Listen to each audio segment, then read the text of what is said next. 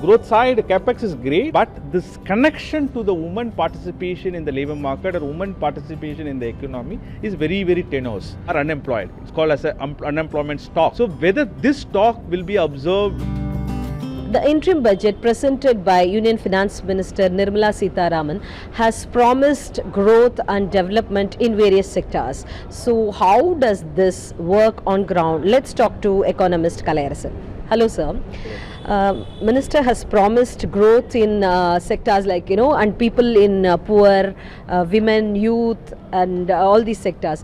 How will this work out, sir? What are the announcements that has been given in this? So, you mentioned earlier, it's a growth and development. Definitely, this budget is definitely oriented towards growth. Whether that increased growth via capex expenditure or big infrastructure will lead to increased employment, or supporting women, or supporting unemployed, is the question, jury is out. Because there is no connection as such to make this two. Of course, there can be some employment generation because of this big project. Whether that will be able to address the contemporary or the challenging problem that India faces. For instance, if you take today, as of now, as per CMI data, 4.8 million youth are unemployed. It's called as an unemployment stock.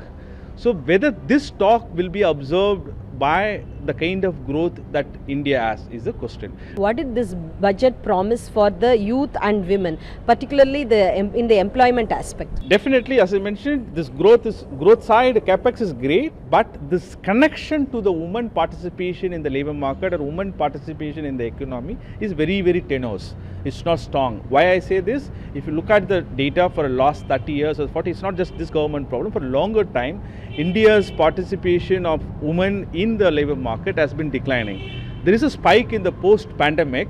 That spike in the post-pandemic did not come from any productive employment where women participating. In fact, women actually going back to what you call as unpaid employment or what you call as a low-paid or primary sector, agriculture, that kind of work. So that sense, still whether this growth will address that problem of women participation in the labor market is not sure yet. Whether will this address, given the dynamics. Okay. But what about the Lakpati Diti scheme, which she talks about? She says 1 lakh rupee will, almost 1 lakh rupees will be promised for every woman who works on. Again, this is great, but the question is how this promises translate into an actual functioning. Where is this budgetary allocation for this? Who is a implementing agency? What is the mechanism through which this is going to happen? That's nuts and bolts are not clear yet. And unless we don't know those pathways of those chain, it will look like still as a promise. But definitely very important. If you have to ask someone whether the woman participation is required, of course it is required, because our country level of woman participation in the market is very, very poor. In that sense, it's definitely a welcome scheme. But whether this translates into real is the question. That mechanism we are not sure. We are not been told how this is going to happen, the mechanism and the process. How do you look at the 50-year interest-free loan scheme that the finance minister talks about? It will promise growth in the research and innovation for the youth.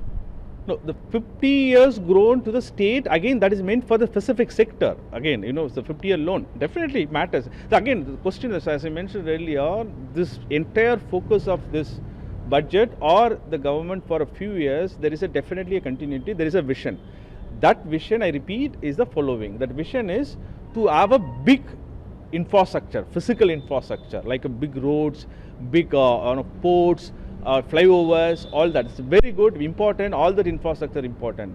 Without having a corresponding simultaneous improvement in our social sector, improving health, improving education, improving nutrition, improving other aspects of human being, unless we don't do this, whether this growth will actually be inclusive. As you said, at the end of the day, people have to benefit from this. The benefit has to come from when the supply side growth meets the demand side. So when you don't have a demand on the other side, and in terms of purchasing power or even the capacity to participate in the market, then this growth may not be sustainable for a long time. But definitely, if you ask me whether this infrastructure required, definitely required. If you ask me whether this infrastructure is sufficient to have a sustainable growth, no. If you don't address the social sector.